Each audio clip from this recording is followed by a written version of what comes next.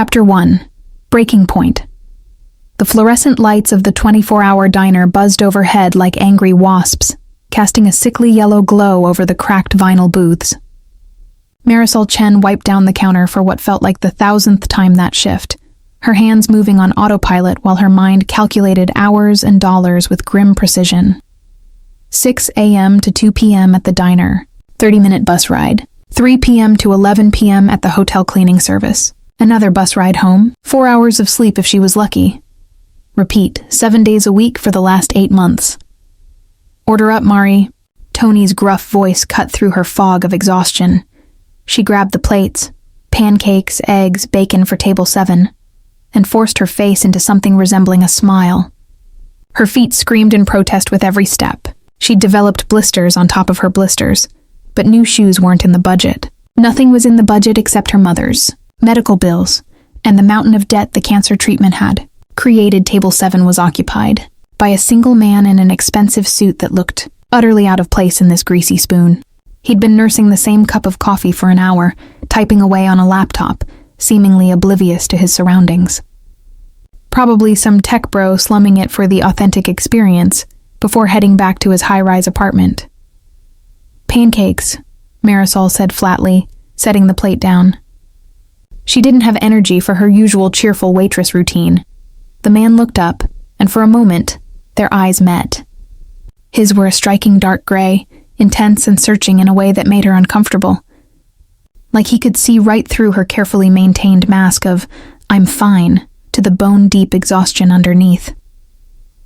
"Thank you," he said, his voice deeper than she expected. "Have you been on shift all night?"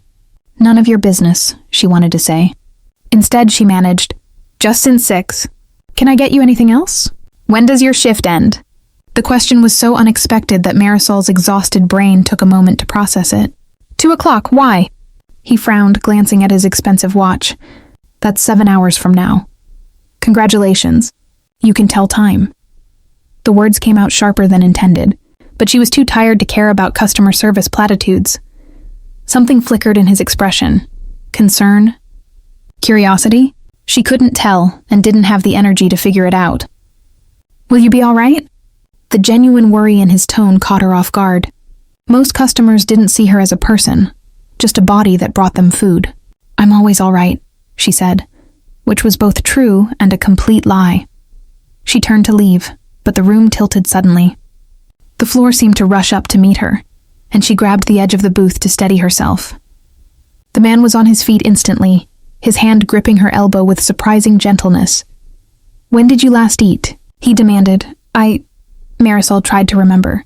Yesterday's shift? The day before? She'd been giving most of her meals to her mother, who needed nutrition more than she did. "I'm fine. You're not fine. Sit down." "I can't. I'm working." But even as she said it, black spots danced at the edges of her vision. "Tony," the man called out, his voice carrying authority that didn't match the casual diner setting. "Your waitress needs a break, now. She's got 4 more hours." Tony started to argue. "I'll pay for her shift. Just get her some food and water." The world was spinning now, a carousel of dingy booths and flickering lights. Marisol felt herself being guided into the booth, the vinyl cool against her overheated skin. She should protest. She should get back to work. She couldn't afford to lose this job. But her body had finally overridden her stubborn will. She slumped against the seat, trembling with exhaustion that went beyond physical tiredness. This was the kind of tired that lived in your bones, that made every breath feel like lifting a weight. Here. A glass of water appeared in front of her. The man, she didn't even know his name, pressed it into her shaking hands. "Drink. Small sips." The water was the best thing she'd ever tasted. She drained half the glass before her brain caught up with her body. "You can't just..." "I have to work. I have another shift at 3. His jaw tightened. "Another shift? Where?" "Pacific Grand Hotel. Housekeeping." Why was she telling him this? "I need to go." "I can't. You need to rest. When did you last have a day off?" Marisol tried to calculate.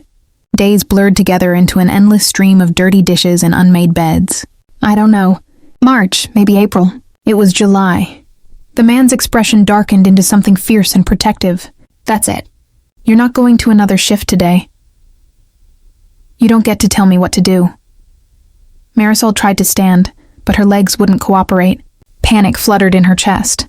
She couldn't afford to break down. Couldn't afford to be weak. Her mother depended on her. My name is Damien Holt, the man said quietly, crouching beside the booth so they were at eye level. And I'm going to help you, whether you want me to or not. Damien Holt. Even through her exhaustion, Marisol recognized the name. Holt Technologies. Billionaire. Philanthropist. One of the most powerful men in Seattle. And he was looking at her like she mattered. I don't need charity, she whispered, even as tears of exhaustion leaked from her eyes. I just need to work. No. His voice was firm but gentle. What you need is for someone to take care of you for a change. And I'm going to make that my job. Chapter 2. The proposition, Tony brought out a plate of food. Scrambled eggs, toast, fruit, without being asked. He set it in front of Marisol with uncharacteristic gentleness, then retreated without his usual gruff commentary. She stared at the food, her stomach cramping with hunger she'd been ignoring for days. Eat, Damien said. He'd returned to his seat across from her, but his attention remained completely focused on her. We'll talk after. I can't pay for this. I'm paying for it. Eat, Marisol. The sound of her name on his lips startled her. She glanced down at her name tag, realizing he must have read it there. Of course. For a moment she'd felt seen. But this was just a rich man's passing interest in a charity case. Still, her body overruled her pride. She picked up the fork and took a bite of eggs. They were perfect, fluffy, seasoned just right, better than anything she'd eaten in months. Or maybe she was just that hungry. She tried to eat slowly, but her body demanded fuel, and within minutes, half the plate was gone. Damien watched her with an expression she couldn't decipher. Not pity exactly, something deeper, more personal. Why are you doing this? She finally asked, setting down her fork. Because I watched you nearly collapse from exhaustion, and I can't walk away from that. He leaned forward, his gray eyes intense. Tell me about your mother. Marisol froze. How did you? You said you work 2 jobs. You're clearly intelligent, articulate, probably educated. You're not working yourself to death for fun. So there's a reason. And the way you paused when I asked about eating. You're giving your food to someone else. That kind of sacrifice usually means family. He was too perceptive, too interested, too dangerous to her carefully constructed walls. Stage 4 pancreatic cancer, she heard herself say. The treatments aren't covered by her insurance. I'm paying out of pocket. How much debt? That's none of your... How much, Marisol? Maybe it was the exhaustion. Maybe it was the way he said her name like it mattered. Maybe she was just too tired to keep lying. $347,000. Give or take. Damien didn't flinch, didn't look shocked or horrified. He simply nodded as if she'd told him something he'd expected. And how long do the doctors give her? 6 months. Maybe less. Marisol's voice cracked. But she's fighting. She's so strong. I just need to keep working, keep paying, give her every possible chance. You're killing yourself. I don't care. The words came out fierce, desperate. She raised me alone after my father died. She worked 3 jobs to put me through college. She gave me everything. This is the least I can do. And when you collapse, when you end up in the hospital from exhaustion or stress or both, who takes care of her then? Marisol had no answer for that. It was the nightmare that woke her up during her 4 hours of sleep, the fear that gnawed at her constantly. She was barely holding on. One more crisis, one more emergency, and her entire house of cards would collapse. I have a proposal, Damien said. I'm not sleeping with you for money. The words came out automatically, defensive. To her surprise, he looked offended. That's not what I'm suggesting. Although I appreciate you clarifying your boundaries up front.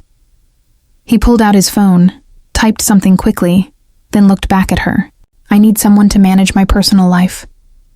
You have assistants for that. I have business assistants. What I need is someone to handle everything else. My apartment, my schedule outside of work, my personal errands, my family obligations.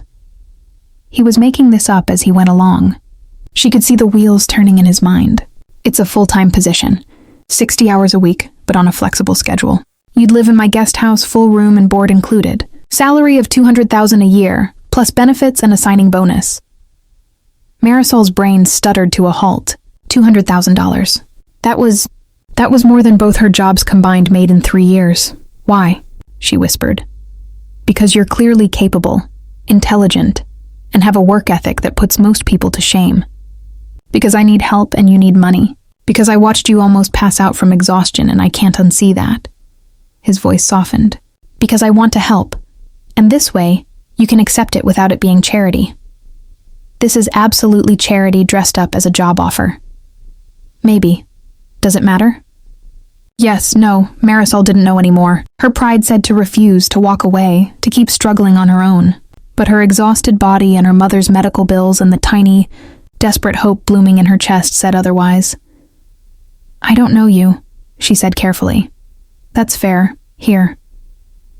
He slid a business card across the table. This has my office number and email. Do a background check. Google me. Call my references. Take 24 hours to think about it. He paused.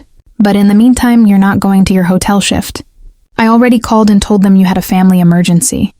You what? Marisol's exhaustion flared into anger. You had no right. You were about to pass out.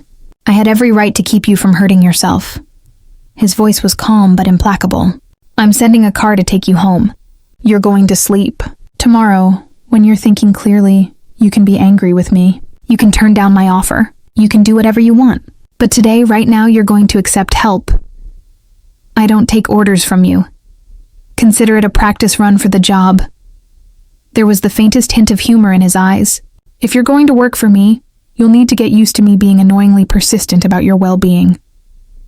Despite everything, her exhaustion, her anger, her fear, Marisol felt her lips twitch.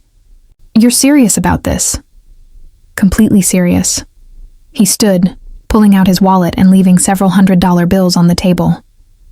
My driver is outside. Black Mercedes. He'll take you wherever you need to go. I can take the bus. Marisol. He said her name like a command and a caress all at once. Please, let me do this one thing. Then tomorrow, you can tell me to go to hell if you want.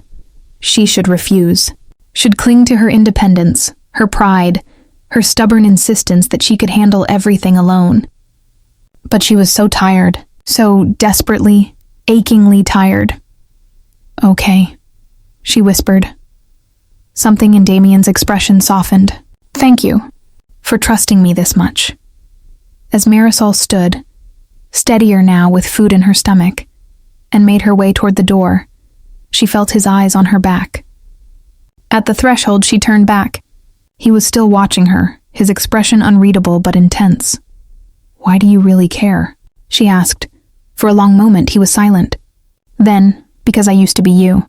Before the money, before the company, I was a kid watching my mother work herself to death to keep us alive, and I swore that if I ever had the power to keep someone else from that same fate, I would.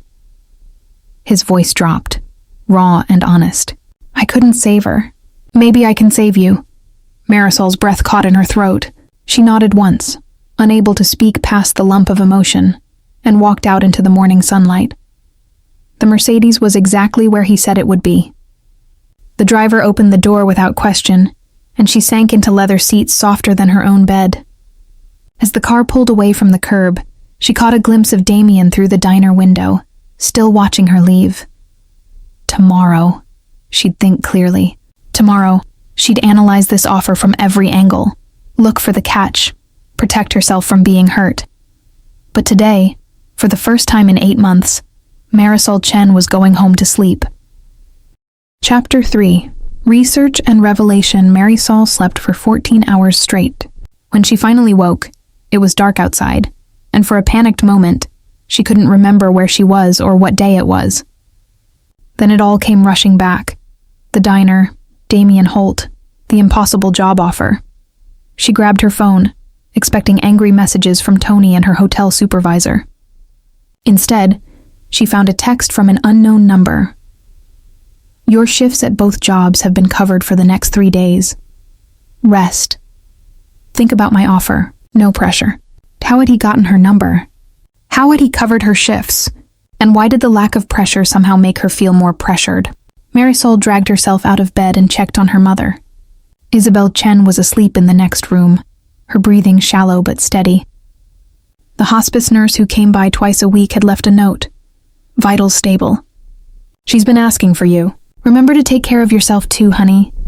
Guilt twisted in Marisol's gut. She'd been so focused on working, on earning, on surviving, that she'd barely spent time with her mother. What was the point of all this sacrifice if she wasn't actually present for the time they had left? She made tea and opened her laptop, typing Damien Holt into the search bar. The results were overwhelming. Net worth, $4.2 billion. Age, 34. CEO of Holt Technologies, a company specializing in sustainable energy solutions and artificial intelligence. Self-made billionaire who'd built his company from a dorm room startup to a global powerhouse in just over a decade. But it was his personal history that caught her attention. Born to Elena Holt, a single mother who worked as a hotel housekeeper, the same job Marisol was currently doing. His mother had died when Damien was 17, shortly after he'd gotten a full scholarship to MIT. Cause of death: heart attack brought on by exhaustion and undiagnosed diabetes she couldn't afford to treat. He'd been telling the truth. He really had watched his mother work herself to death. Marisol clicked through more articles. Damien was known for his philanthropy, particularly in healthcare access and workers' rights. He'd established clinics in underserved neighborhoods, lobbied for living wages, and quietly paid off medical debt for thousands of families. There were photos of him at charity events, always alone, never with a date or a significant other. The gossip columns called him Seattle's most eligible bachelor and the billionaire who won't date. Speculation ran wild about his personal life, but there were never any scandals, never any leaked photos or exposés. He kept his private life obsessively private. One article from a business magazine included a quote, "Wealth without purpose is just hoarding. I've been poor. I know what it does to people. Everything I do now is aimed at making sure fewer people have to make the choices my mother made." Marisol's phone buzzed with another text. Damien again. "Have you eaten today?" She stared at the message. It was nearly 11 p.m. He was checking if she'd eaten. She typed back, "Yes, leftover soup." "Have you?" The response came quickly. "Working dinner. 3-hour meeting with the board. Very boring." Despite herself, she smiled. "Sounds terrible. Maybe you need someone to manage your personal life better." "Funny you should mention that. I know someone who might be perfect for the job. Very presumptuous of you." "Persistent, not presumptuous. There's a difference." Marisol hesitated, then typed, "I read about your mother. I'm sorry." The pause was longer this time. When his response came, it was just 2 words. "Me too." Then, "Is that why you're considering it?" "Pity? No," she wrote honestly. "I'm considering it because I'm drowning, and you're offering me a life raft. But I need to understand what you actually want from me. Honestly, I want to stop watching you destroy yourself the way my mother destroyed herself. I want someone I can trust to handle the parts of my life I'm neglecting because I'm always working. And I want to help your mother get the treatment she deserves without it killing her daughter in the process." Marisol's vision blurred with tears. "That's a lot of wanting. I'm a persistent person. It's how I got where I am. What if I'm terrible at being a personal assistant? You juggle 2 full-time jobs and care for your dying mother. You're overqualified." She laughed, a slightly hysterical sound in the quiet apartment. "When would I start?" "Whenever you're ready. Tomorrow, next week, next month." "But Marisol, I meant what I said. You need to rest first. Properly rest. You're no good to your mother or anyone else if you collapse." "Is that your professional medical opinion?" "It's my experience speaking. I worked myself into the hospital twice in my 20s. Learned the hard way that you can't pour from an empty cup." Marisol sat back, processing everything. This was insane. You didn't just accept job offers from billionaire strangers who bought you breakfast. There had to be a catch. Had to be something he wasn't telling her. But maybe the catch was that there wasn't a catch. Maybe some people genuinely wanted to help. Maybe she could let them. "I'll come to your office Monday," she typed. 9 a.m., we'll discuss terms properly. And if I decide to take the job, we do this professionally. Contract, boundaries, clear expectations, agreed. I'll have my lawyer draw up an employment contract. You can have your own lawyer review it. I can't afford a lawyer. I'll pay for one. Consider it part of the hiring process. That's professional. He cut her off. I want you to feel protected and informed. This isn't a favor. It's a business arrangement that happens to benefit both of us. Marisol smiled despite herself. You've thought about this a lot. I've been thinking about nothing else since you almost collapsed in front of me. Get some sleep, Marisol. I'll see you Monday. She set down her phone and walked to her mother's room. Isabel was awake, her dark eyes bright with awareness despite the pain. Mija, her mother whispered. You look rested. Good. I slept, Marisol admitted, sitting carefully on the edge of the bed. Mama, something happened. Someone made me an offer, a job. A really good job. She explained everything. The diner, Damien, the proposition. Isabel listened quietly, her thin hand wrapped around Marisol's. When she finished, her mother was silent for a long moment. Then, do you trust him? I don't know him well enough to trust him, but I don't think he means me harm. That's not what I asked. Marisol considered. Did she trust Damien Holt? The man who'd noticed her struggling when so many others had walked past? Who'd researched her life enough to know about her mother? Who'd called her jobs and covered her shifts without asking permission? It should have felt invasive. Instead, it felt cared for. Yes, she said quietly. I think I do. Isabel squeezed her hand. Then take the job. Take the help. You've been trying to carry the world alone, baby. Let someone else hold it with you for a while. But what if you finally get to breathe? What if you get to spend time with me? Really spend time? Instead of just collapsing in a chair between shifts. What if someone sees how special you are and wants to make your life better? Her mother's eyes filled with tears. Let him help, Marisol. Let yourself be helped. Marisol broke then, crying into her mother's shoulder like she hadn't since she was a child. Isabel held her, stroking her hair, humming the lullaby she'd sung when Marisol was small. I'm so tired, Mama, Marisol whispered. I know, Mija. I know, but maybe you don't have to be anymore. That night, Marisol slept in her mother's room, holding her hand, feeling at peace for the first time in months. Tomorrow she'd start figuring out the details. Tonight she'd just let herself hope. Chapter 4. The Interview. Monday morning, Marisol stood outside Holt Technologies' headquarters, staring up at the gleaming glass and steel tower that stretched 30 stories into the Seattle sky. She'd borrowed a suit from her college roommate, bought her first pair of professional shoes in years, and practiced what she'd say at least 50 times on the bus ride over. Now, faced with the reality of walking into a billionaire's domain, her courage wavered. Her phone buzzed. You're here. I can see you from my window. Come up. 30th floor. You've got this. She looked up, trying to spot him among the thousands of windows, and saw a figure wave from near the top. Despite her nerves, she smiled. He was watching for her, waiting.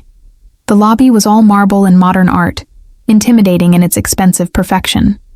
But the receptionist greeted her warmly. Ms. Chen? Mr. Holt is expecting you. Take the executive elevator to 30.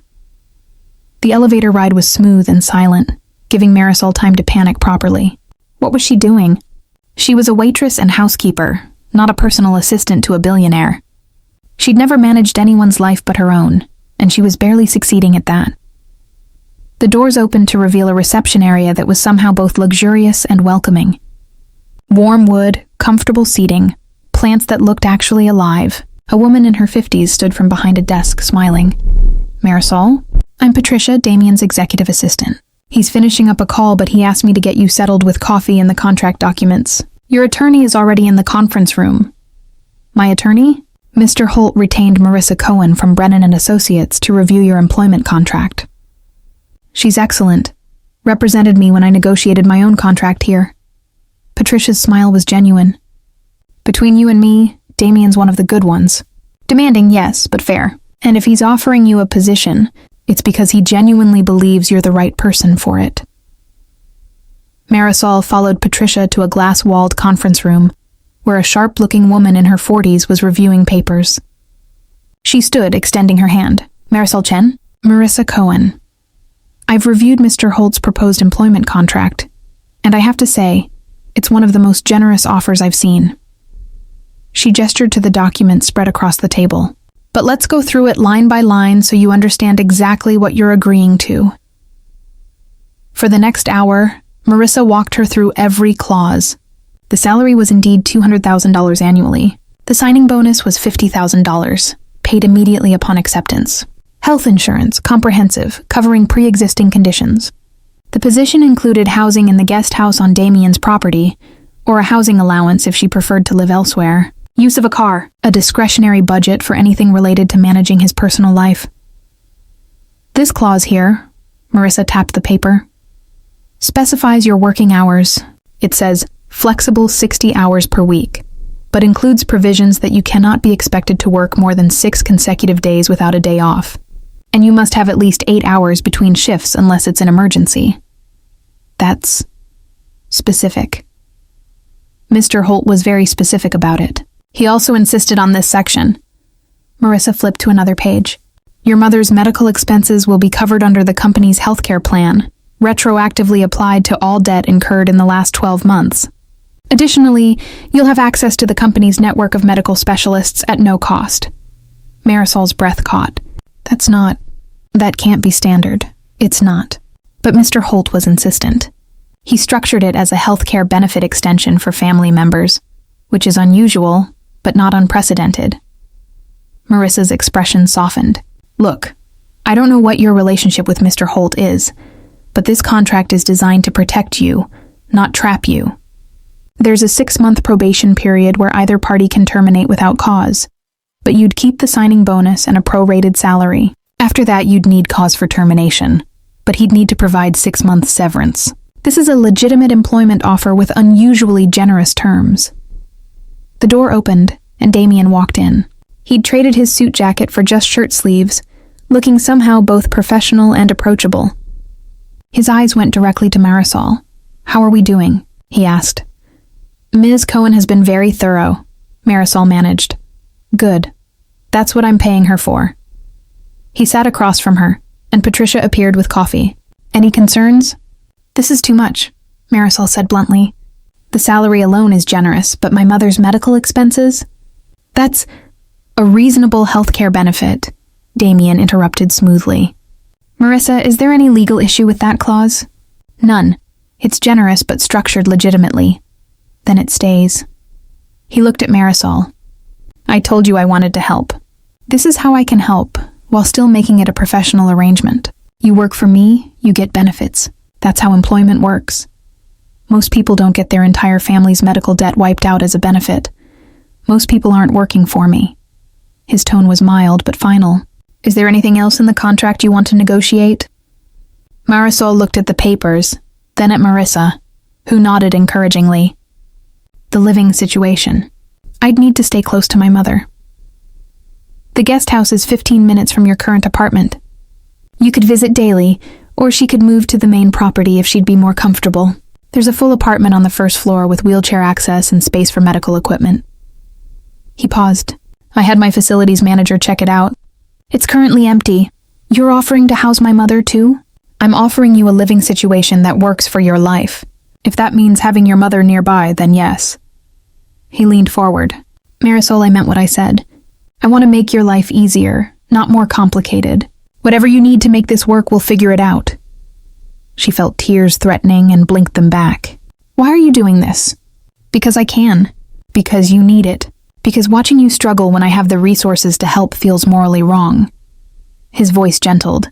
And because I think you're exactly the kind of person I want in my life.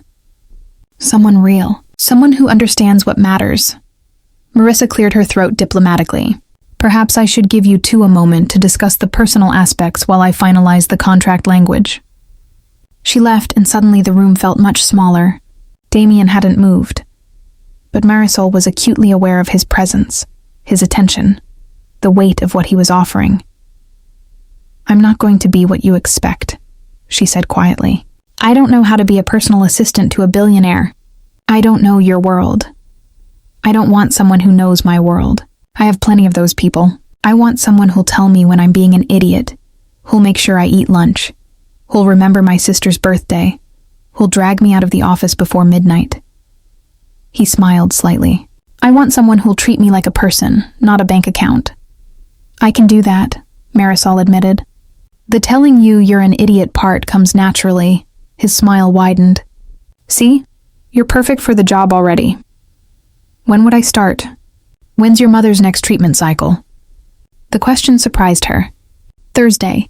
She has chemo Thursday and Friday this week. Then start Monday. Spend this week with her. Help her through the treatment. Move your things to the property over the weekend if you want, or take another week. I'm not going anywhere. Marisol took a deep breath. This was insane. This was too good to be true. This was probably going to blow up in her face somehow, but her mother's words echoed in her mind. Let someone else hold it with you for a while. Okay, she said. I'll do it. I'll take the job. Damien's entire face transformed with his smile. Yeah? Yeah. She found herself smiling back. But I'm holding you to those boundaries. This is professional. I work for you, you pay me. That's it. Absolutely professional, he agreed, extending his hand across the table. Welcome to Holt Technologies, Ms. Chen. She shook his hand, feeling the warmth and strength of his grip. Thank you, Mr. Holt. Damien, he corrected. If you're going to be managing my life, we should probably be on a first-name basis. Marisol, she offered in return. I know. His thumb brushed over her knuckles before he released her hand. A touch so brief it might have been accidental. I've been thinking about you since Thursday, Marisol. The way he said her name sent an unexpected shiver down her spine. This was dangerous territory. He was her employer now.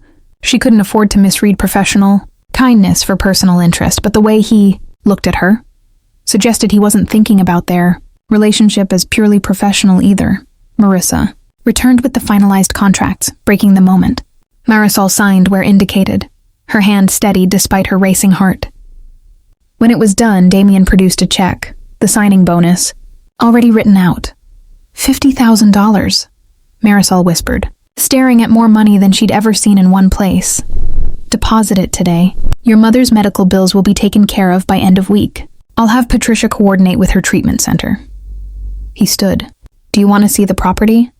The apartment where you'd be living? Now, unless you have somewhere else to be? Marisol thought of her empty apartment, the shifts she no longer had to work, the sudden expanse of free time that felt both liberating and terrifying. No, I'd like to see it. Chapter 5. A New World. Damien's property was in Madison Park, one of Seattle's most exclusive neighborhoods. The car, driven by Marcus, who Damien introduced as the only person who can keep my schedule straight, wound through tree-lined streets where houses hid behind gates and manicured hedges. I grew up 15 minutes from here, Marisol said quietly, watching the scenery pass. But it might as well have been a different planet. Damien, sitting beside her in the back seat, glanced over. Where did you grow up? Capitol Hill, before it was trendy. My mom rented a one-bedroom apartment above a laundromat.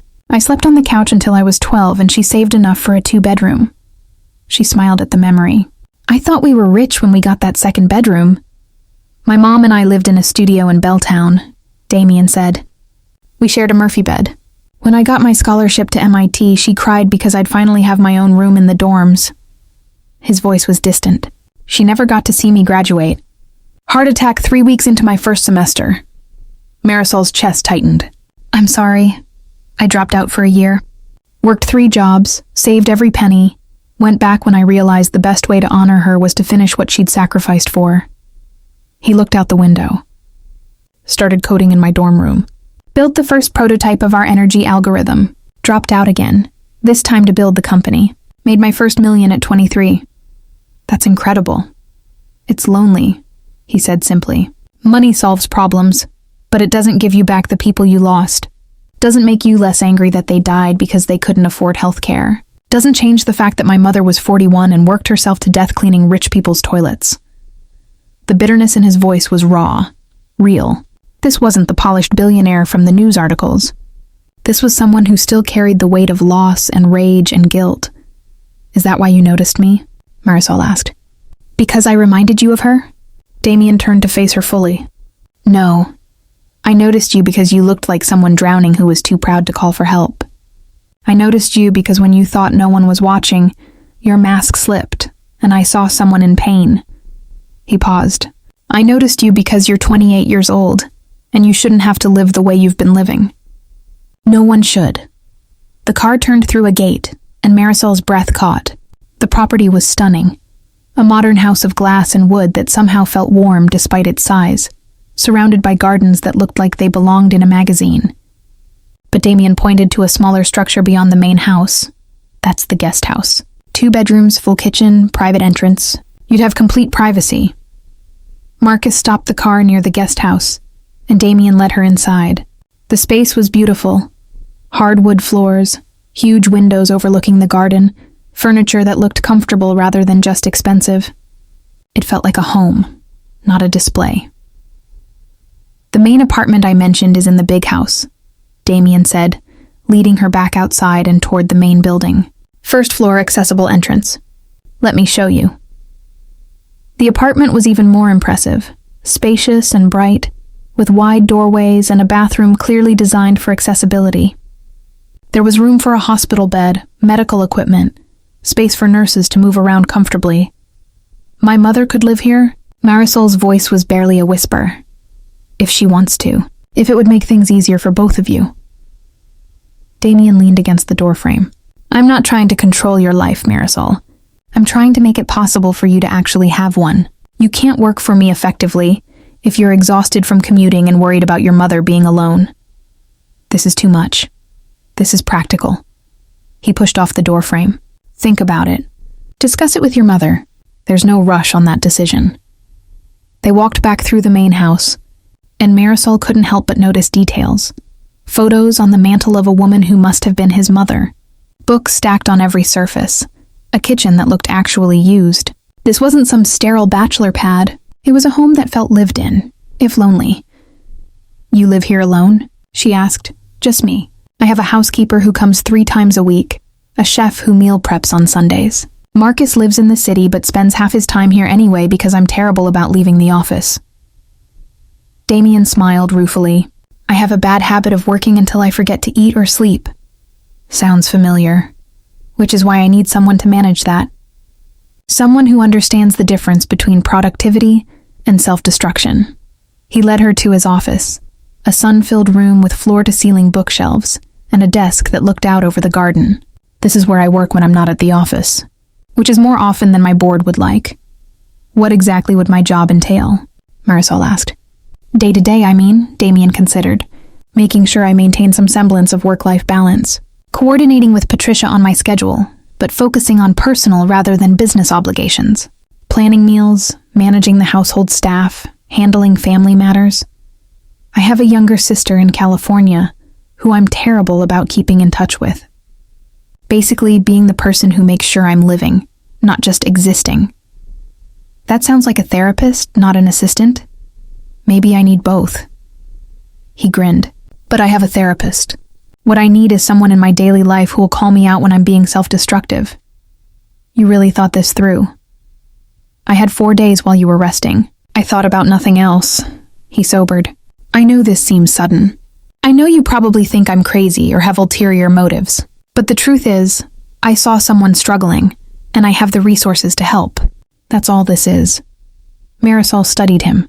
The earnest expression, the tired eyes of someone who worked too hard. The vulnerability beneath the billionaire exterior. "What do you get out of this, really?" "Someone who sees me as human. Someone who doesn't want anything from me except a fair wage for fair work. Someone who'll tell me the truth instead of what they think I want to hear." He met her gaze steadily. "And maybe I get to save someone this time. Maybe I get to keep history from repeating itself." The honesty in his voice broke something open in Marisol's chest. This wasn't about charity or pity. This was about his own pain, his own need to make meaning from loss. "Okay," she said softly. "I'll do my best to keep you human. That's all I ask." He smiled, and it transformed his entire face. "Want to see the garden? It's my mother's design. I've kept the gardeners maintaining it exactly how she planned it." They walked outside into a space that was clearly a labor of love. Roses and lavender, a vegetable garden, a small greenhouse. Damien pointed out each section, explaining what his mother had envisioned. how he'd made sure her vision was realized even after she was gone. "She always wanted a garden," he said, touching a rose bloom gently. "Spent her whole life in apartments with no outdoor space.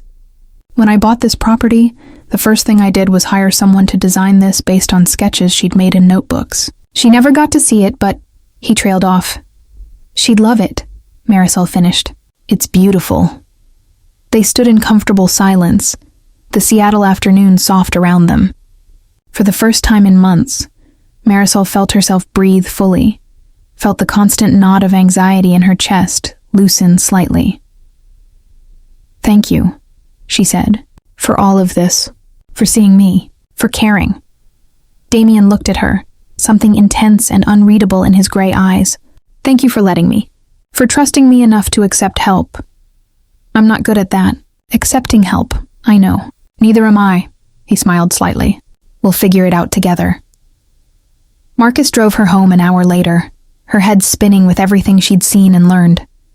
The check in her purse felt surreal, a piece of paper that represented the end of her drowning and the beginning of something new. When she got home, her mother was awake, reading in bed. Marisol sat beside her and told her everything. The contract, the property, the apartment, Damien's story about his mother. "He lost her too," Isabel said softly. "No wonder he wants to help you. Is it wrong to accept? It feels like too much. Mija, when someone offers you a life raft, you don't ask if the raft is too nice. You get in the raft." Her mother squeezed her hand. "This man, he understands.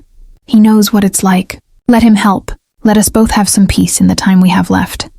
Mama, I'm dying, baby. We both know it. But maybe, instead of watching you kill yourself trying to save me, I can spend my last month seeing you actually live. That would be a gift." Marisol cried then, and her mother held her.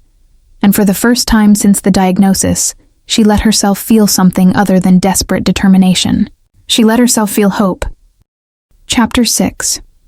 The First Week. Marisol spent Thursday and Friday at the treatment center with her mother, holding her hand through the nausea and exhaustion that followed chemotherapy. But this time, she wasn't watching the clock, calculating how many hours until her next shift. She was just present, fully, completely present. On Friday afternoon, her phone rang. "Damien, how is she?" he asked without preamble. "Tired. The treatments are hard on her." Marisol stepped into the hallway for privacy. "Why are you calling?" "Because I wanted to check on you. On both of you." She could hear the sounds of an office in the background, keyboards, muted voices. "I spoke with Dr. Patel at the treatment center. He's good, but I want to have my medical team consult on your mother's case. Get a second opinion. Make sure she's getting the best possible care." "You spoke to her doctor?" Marisol's first instinct was to be angry at the intrusion, but beneath that was a wave of relief so strong it nearly buckled her knees. Someone else was helping carry this burden. "I hope that's okay. I had Patricia reach out, explained you'd be working for me, and that your mother's care would be covered under company health care." Dr. Patel was actually relieved, said the financial. Stress was impacting treatment decisions. Damien paused. "Marisol, she can have any treatment now.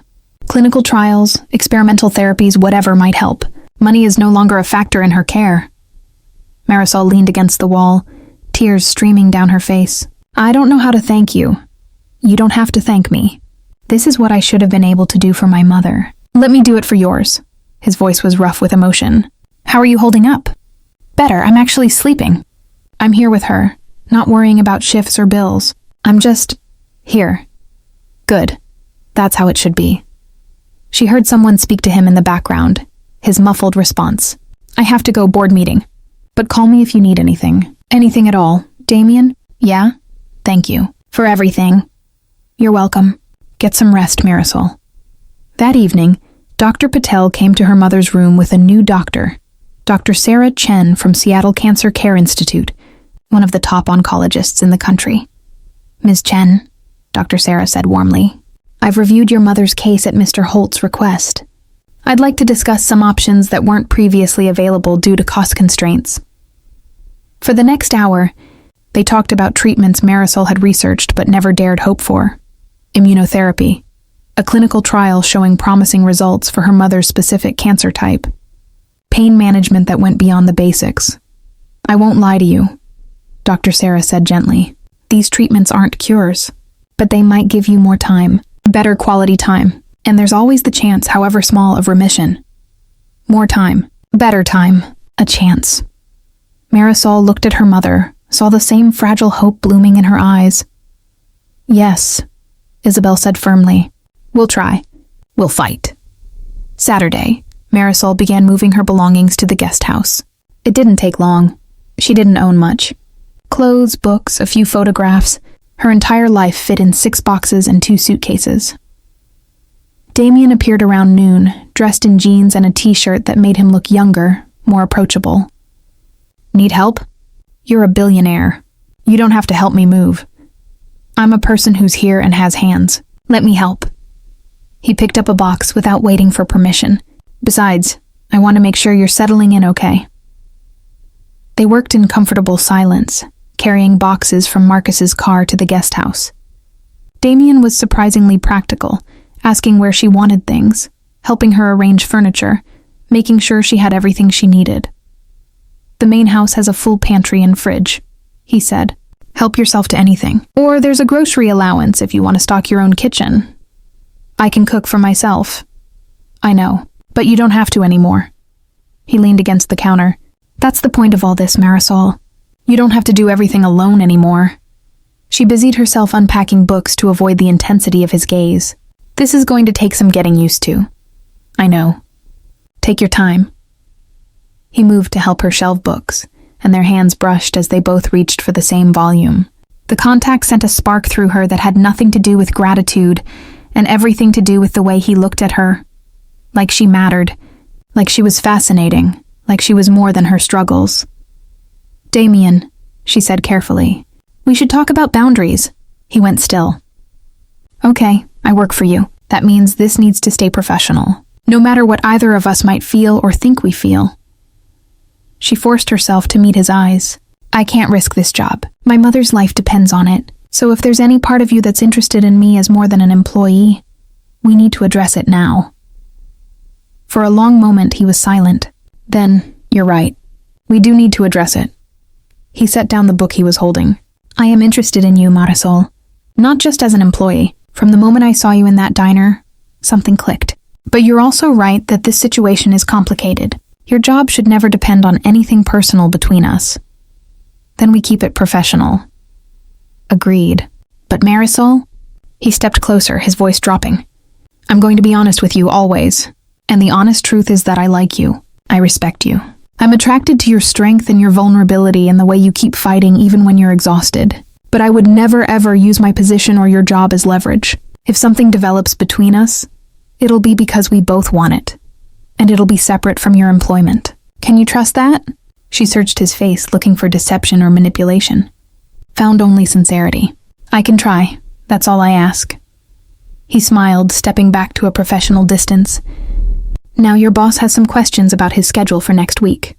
Are you available to discuss? The shift back to business was a relief and a disappointment. Yes, sir. Don't call me sir. It makes me feel old.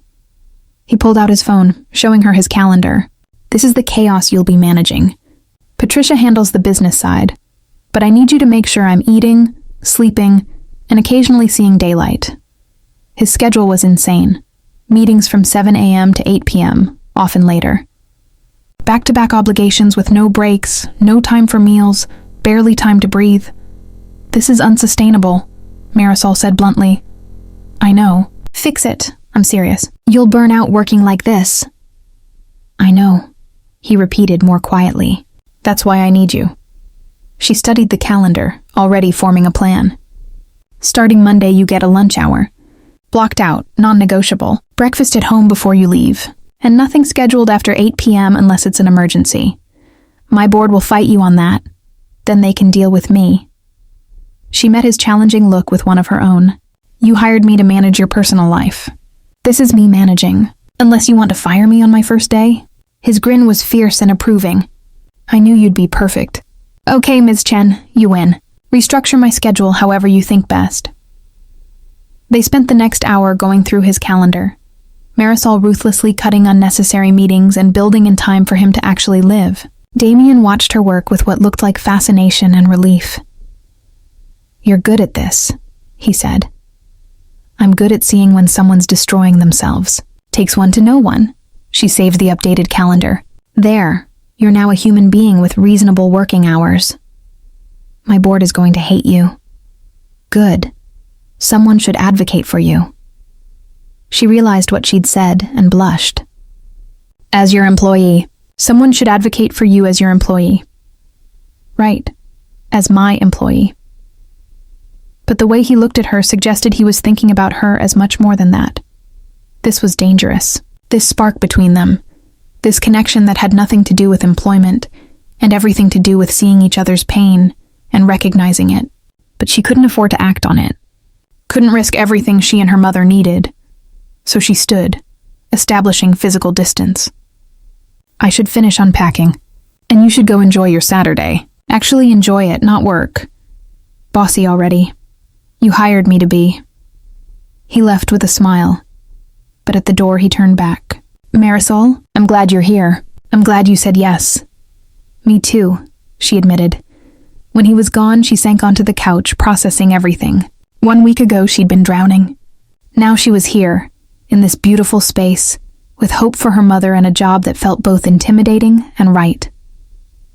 Her phone buzzed with a text from her mom. "How's the new place?" "Beautiful, overwhelming. Perfect," she typed back. "How are you feeling?" "Tired but hopeful." Dr. Sarah called. "We start the new treatment Monday." "Mija, I haven't felt this hopeful in months." Marisol smiled through tears. "Me neither, Mama. Me neither." That night she slept in her new home, surrounded by comfort she'd never imagined having. And for the first time in 8 months, she dreamed of something other than drowning. She dreamed of flying. Chapter 7. Learning Curve. Monday morning, Marisol woke before her alarm, nervous energy thrumming through her veins. Her first official day. She dressed carefully, professional but not trying too hard, and walked to the main house at 6:30. Damien was already in the kitchen, laptop open, coffee beside him, completely absorbed in work. He hadn't noticed her enter. She took a moment to observe him. The concentration on his face, the way he rubbed absently at his temple, the tension in his shoulders. "Have you eaten?" she asked. He jumped, looking up with startled eyes. "Mari, I didn't hear you come in." "What time is it?" 6:30, which means you've probably been working since 5. 4, he admitted sheepishly. "Couldn't sleep?" "Europe's markets opened and there was a situation that Patricia can handle. You need to eat." Marisol moved to the fridge, grateful for the cooking skills she'd honed feeding herself and her mother on a budget. "What do you normally have for breakfast?" "Coffee. Sometimes a protein bar if I remember." "That's not breakfast. That's a cry for help." She pulled out eggs, vegetables, cheese. "You're getting an actual meal. And then you're going to explain what exactly my job entails today." She cooked while he watched, fascinated. "You don't have to cook for me." "That's not part of my job? Making sure you eat is literally part of my job." She slid a perfect omelet onto a plate. "Eat. I'll make one for myself." They ate together at the kitchen island, and Marisol felt the strangeness of it. Sharing a meal with a billionaire in his multi-million-dollar home, as if this were normal. As if she belonged here. "This is incredible," Damien said around a mouthful of omelet. "Where did you learn to cook?" "My mother. She said if we couldn't afford restaurants, we'd make better food at home anyway." Marisol smiled at the memory. "Some of my best memories are of cooking with her, even when we had almost nothing. She could make anything taste like love. I wish I'd learned that. My mom worked such long hours that we lived on frozen dinners and takeout." His expression turned distant. "One of my biggest regrets is that I never learned her recipes. She made this incredible adobo and I can't remember how. I've tried to recreate it, but it's never right." "Maybe your sister remembers?" Damien brightened. That's actually a really good idea. I should call Maya." Then his face fell. "Except I've been terrible about staying in touch. She probably hates me." "Does she?" "No, she's too nice to hate anyone. But I know I've hurt her by being absent." He pushed his plate away, appetite apparently gone. Add that to the list of things I'm failing at. Or, Marisol said gently, add it to the list of things we're going to fix. When's her birthday? October 15th. That's 2 weeks away. What if we plan something special? Or at least a call where you're actually present and not distracted by work? Damien looked at her with something like wonder. This is exactly what I needed. Someone to remind me that life exists outside spreadsheets and meetings. Happy to help. Now, walk me through your day. They went over his schedule. Patricia had already implemented Marisol's changes, and the board had indeed complained. Damien seemed delighted by this. They discussed household management, his preferences for meals and downtime, his tendency to work through exhaustion. I need you to literally pull me away from work sometimes, he admitted. I get hyper-focused and lose track of time. Noted. I'll be the annoying person who makes you stop. You could never be annoying. The way he said it, warm and sincere, sent a flutter through her stomach. Professional, she reminded herself. Keep it professional. I'm going to check on my mother this morning, she said, standing to clear dishes. Her first treatment with the new protocol is this afternoon. I'd like to be there. Of course. Take as much time as you need. He stood too, and they were suddenly very close in the kitchen.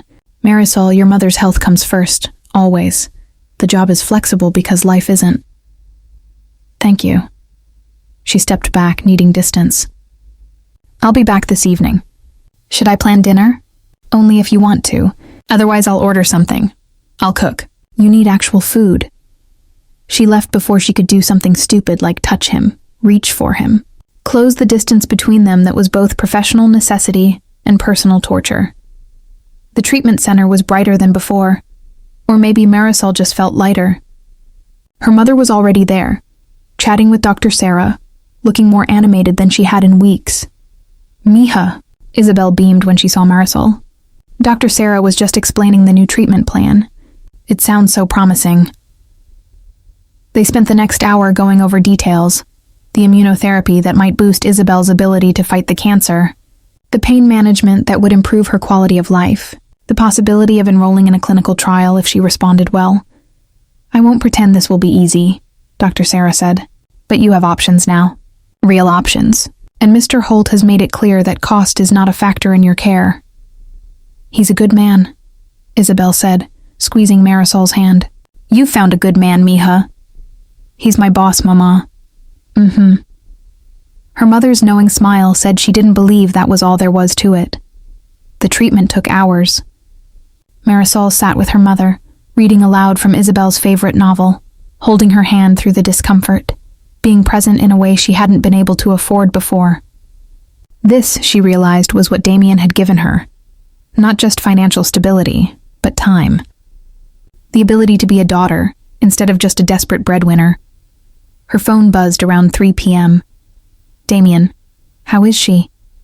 Tolerating it well, tired but optimistic. And how are you? The question surprised her. I'm okay. Better than okay. I'm here with her. Really here. Good. That's what matters. Take your time. No rush to get back. I'll be there for dinner. You need to eat. Bossy. You hired me to be. She could practically hear his smile through the text. By 6 p.m., Isabel was resting comfortably, and the nurses encouraged Marisol to go home. She'll sleep for a few hours. You should rest too. This is a marathon, not a sprint. Marisol returned to the estate to find Damien in his office, exactly where she'd expected. He was on a video call, gesturing emphatically, clearly frustrated with whoever was on the other end. She waited until the call ended, then knocked on the doorframe. How long have you been sitting there? Since... what time is it? 7 p.m. You've been sitting for hours without moving. There was a crisis with the European division. There's always a crisis. Come on. She held out her hand. You're going to stretch, walk around the garden, and then eat dinner like a human being. I still have... It can wait 30 minutes. Come on, Damien. He looked at her outstretched hand, then at his computer, then back at her. Finally, he smiled and took her hand, letting her pull him to his feet. His hand was warm and strong in hers, and for a moment, they stood there, connected. something electric passing between them. Then Marisol dropped his hand and stepped back. "Garden," she said firmly. They walked outside into the evening light, the garden peaceful and fragrant. Damien stretched his arms overhead, groaning with relief. "I didn't realize how tense I was. Your body knows even if your brain doesn't." Marisol led him through the paths his mother had designed. "Tell me about your day. Not work stuff. Something real." He thought for a moment. "I called Maya. During lunch, like you suggested. We talked for 30 minutes. Actually talked, not just the surface stuff." His voice was warm. "She's doing well. Teaching at a community college in San Diego. She mentioned wanting to visit for Christmas." "That's wonderful." "It is. And I never would have thought to call her if you hadn't pushed me." He looked at her. "You've been working for me for one day, and you've already made my life better. I made you eat breakfast and call your sister. The bar was pretty low. Maybe, but it's further than I've gotten in years." They reached the rose garden, and Damien stopped by the same bloom he'd showed her before. "I've been so focused on building the company, on making money, on proving I'm not that poor kid anymore. I forgot what actually matters. What matters? Connection. People. Living instead of just surviving." He turned to face her fully. "You remind me of that. You remind me why I started this in the first place. To change things. To make it so people don't have to make the choices your mother made." "Exactly." His voice was passionate now. "But somewhere along the way, I became exactly what I hated. Someone so obsessed with work that life passed by. Someone who stopped seeing the people around me as people." "You're not your worst fear," Marisol said softly. "You saw me. You helped me. That's not someone who's lost his humanity." He stepped closer, and Marisol's breath caught. They were inches apart, the evening light soft around them, the scent of roses in the air. She could see flecks of silver in his gray eyes, the shadow of stubble on his jaw, the way he was looking at her like she was something precious. "Damien," she whispered, more warning than statement. "I know. Professional boundaries. Your job." But he didn't move away. "Tell me you don't feel this too, though. Tell me I'm imagining this connection." She couldn't. She felt it every time they were in the same room. This pull, this recognition, this sense that he saw her in a way no one else did. That she saw him. "It doesn't matter what I feel," she said instead. "I can't risk this. My mother would still be covered. I would never take away your mother's healthcare, Marisol. Never. No matter what happens between us." His voice was fierce. "Your mother's care is not conditional on you working for me or on anything else. I'll put that in writing if you need me to. Then what's stopping this from being something you could hold over me later? What happens if something starts between us and then ends badly? I'm living on your property, working in your home. I'd have nowhere to go." He flinched like she'd hit him. "Is that what you think of me? That I'd use your vulnerability against you? I don't know you well enough to know what you'd do. We met a week ago, Damien. This is all happening so fast." He stepped back, and she immediately missed his proximity. "You're right. I'm sorry. I'm pushing too hard, moving too fast." He ran a hand through his hair. I haven't felt like this in a long time. Maybe ever. And I didn't want to pretend I don't."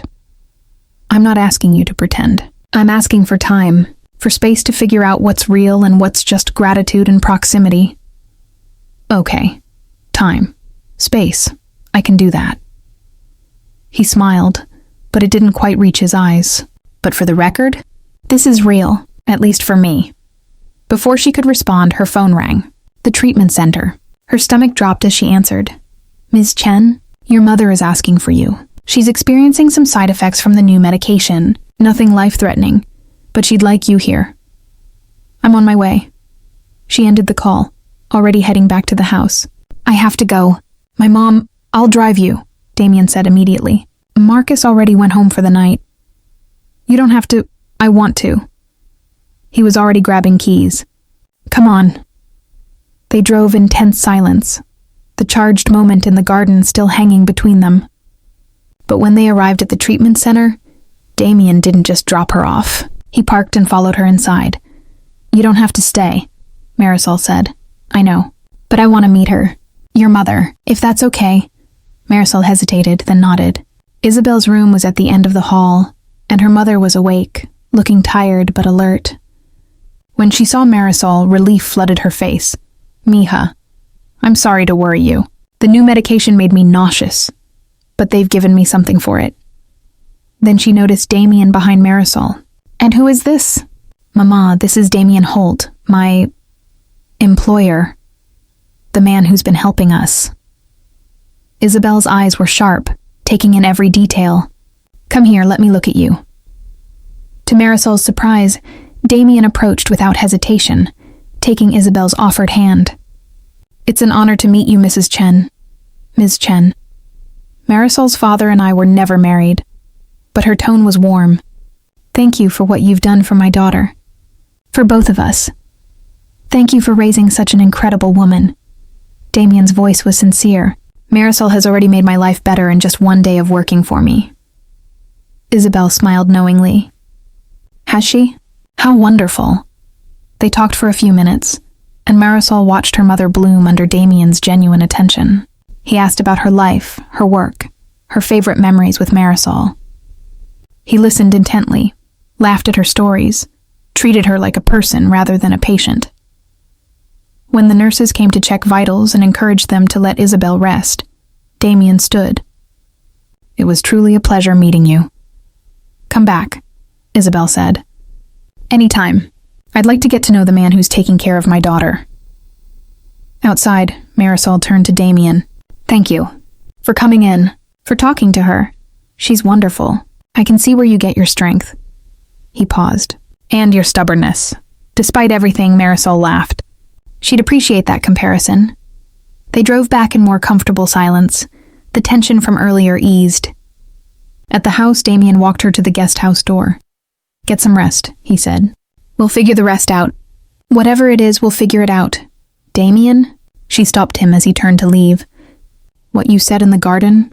About this being real for you. I need you to know that it scares me. Not because I don't feel it too, but because I do." His expression softened.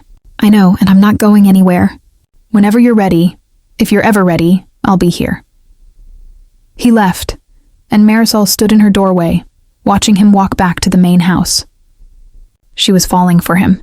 Had been since the moment he'd noticed her struggling in the diner, maybe. But falling for your billionaire boss who held your mother's life in his hands felt like the most dangerous thing she could do, even if it also felt inevitable. Chapter 8. Complications. The next 3 weeks fell into a rhythm that felt both natural and surreal. Marisol's days were split between managing Damien's increasingly reasonable schedule, visiting her mother during treatments, and trying to ignore the growing tension between her and her employer. Damien was true to his word about boundaries. He didn't push, didn't pressure, maintained professional distance, but the awareness was always there, in the way his eyes tracked her movement across a room, in the careful way he avoided touching her, in the loaded silences when they were alone. Her mother's treatment was showing promising results. The new immunotherapy was shrinking the tumors, and Isabel had more good days than bad. She'd even agreed to move into the accessible apartment on Damien's property, which made coordinating her care infinitely easier. "This place is like a palace," Isabel said, settling into her new space with the help of a home health nurse Damien had arranged. "I feel like royalty."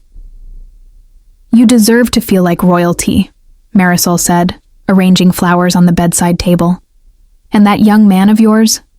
He treats you like royalty too." "Mama, he's not my young man. He's my boss." Isabel's knowing look had only intensified since meeting Damien. "The way he looks at you? That's not how a boss looks at an employee. It doesn't matter how he looks at me. This situation is complicated enough, but it was getting more complicated by the day. The more time Marisol spent with Damien, the more she saw beneath the billionaire exterior. He was funny and self-deprecating, passionate about his work, but increasingly aware of his own limitations. He was generous without being performative, kind without expecting anything in return, and he was lonely. That was what got to her most, the loneliness that echoed her own. Despite his wealth and success, he was isolated, surrounded by employees and business associates but lacking genuine connection. One evening in late October, Marisol was in Damien's home office, organizing his personal correspondence, when she found a folder labeled Mom. Inside were letters, dozens of them, handwritten, never sent. She knew she shouldn't read them, but one was dated from last week, sitting on top of the pile, and she couldn't help herself. Dear Mom, I met someone. Her name is Marisol, and she reminds me of you, not in appearance but in spirit. She's strong and stubborn and working herself to death to save her mother, just like you worked yourself to death to save me. I'm trying to help her, trying to give her what no one gave you, a chance to rest, to breathe, to live, instead of just survive. But I think I'm falling for her, and I don't know if that makes me selfish. Am I helping her for the right reasons, or am I trying to save her to make up for not saving you? She doesn't trust this yet, doesn't trust me. I don't blame her. The world taught her that help always comes with strings attached. I'm trying to prove that's not true. But what if she's right to be cautious? What if I'm not as selfless as I want to believe? I wish I could ask you what to do. You always knew how to cut through my overthinking and get to the truth. I miss you every day. I hope wherever you are, you're proud of what I've built. More than that, I hope you're proud of who I'm trying to be. Love always. Your son Marisol's vision blurred with tears. She carefully placed the letter back in the folder, her hands shaking. He'd been wrestling with the same questions she had, about motivation and power, and what was real between them. Find something interesting? She spun to find Damien in the doorway, his expression unreadable. Guilt flooded through her. I'm sorry. I shouldn't have. No, you shouldn't have. But his voice wasn't angry, just tired, though I suppose it saves me from having to find the courage to tell you directly. Damien, I meant what I wrote. He crossed to his desk, leaning against it. I am falling for you, have been since that first day, and I do wonder if I'm helping for the right reasons, or trying to fix something that can never be fixed. You're helping because you're a good person, Marisol said softly, because you see suffering and you can't walk away. That's not selfish, isn't it? If part of why I'm doing this is to make myself feel better about what I couldn't do for my mother, no. It would only be selfish if you were helping to feel superior, or to hold it over me. But you're not. You've given me agency, respected my boundaries, never made me feel less than. She moved closer. You're a good man, Damien. Stop trying to convince yourself otherwise. He looked at her with such raw vulnerability that her breath caught. I want to kiss you right now. So badly it's taking all my self-control not to. Then why don't you? The question surprised them both. Marisol hadn't meant to say it, but now that it was out there, she realized she meant it. She was tired of fighting this, tired of pretending the pull between them didn't exist. Because you asked for time and space. Because I don't want to pressure you. Because...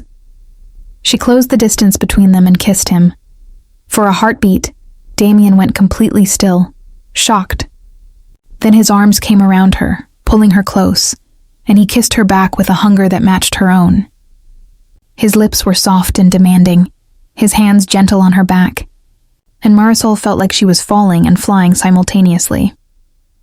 When they finally broke apart, both breathing hard, Damien rested his forehead against hers. Are you sure about this? No, but I'm tired of pretending I don't want it. She pulled back to look at him. I'm still scared. This is still complicated, but I think I want to try. If you're willing to be patient with me, I will be so patient. He cupped her face gently. We'll go at whatever pace you need. And Marisol, your job is secure. Your mother's care is secure. Nothing about our professional arrangement changes based on what happens personally. I'll have my lawyer draw up documents guaranteeing that if you need me to. I believe you. And surprisingly, she did. She'd seen who he was over these weeks. Not perfect, but genuine. Not without baggage, but willing to work through it. So what now? Now we take it one day at a time.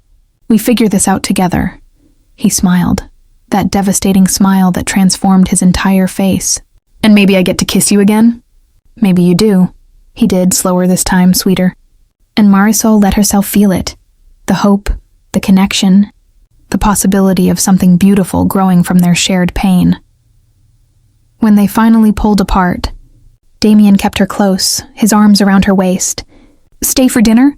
I mean, you were planning to make dinner anyway, but stay after? We could watch a movie, just Be together without the job stuff. A date, if you want to call it that? Or just two people who like each other spending time together. I'd like that. They cooked together, Marisol teaching Damien how to properly dice vegetables while he told her stories about his early startup days. They ate at the kitchen island, knees touching, the conversation flowing easily from work to family to dreams they'd set aside. After dinner, they curled up on his couch to watch a movie neither of them paid much attention to. Marisol's head rested on Damien's shoulder, his arm around her, and for the first time in years, she felt completely at peace. "This is nice," she murmured. "It really is." He pressed a kiss to the top of her head. "Thank you for giving me a chance. Thank you for seeing me when I was invisible." They stayed like that until Marisol's eyes grew heavy and she started to drift off. Damien carried her to the guest house. She protested sleepily but didn't really fight it, and tucked her into bed like she was precious. "Sleep well," he whispered, kissing her forehead. "Damien?" She caught his hand as he turned to leave. "I'm glad you were in that diner that morning." His smile was radiant. "Me too, Marisol. Me too." Chapter 9. The Board Meeting. If Marisol thought starting a relationship with Damien would make things simpler, she was quickly proven wrong.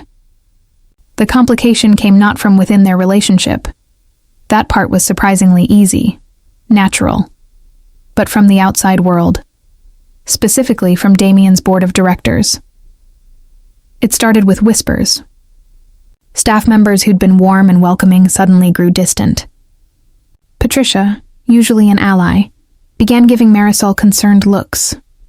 Marcus, the driver, made a cryptic comment about being careful and protecting yourself. Marisol didn't understand until Patricia pulled her aside one morning in early November.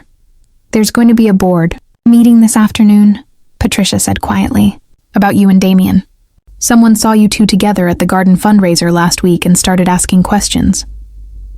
The fundraiser had been Marisol's first public appearance with Damien, ostensibly as his assistant, but realistically as his date.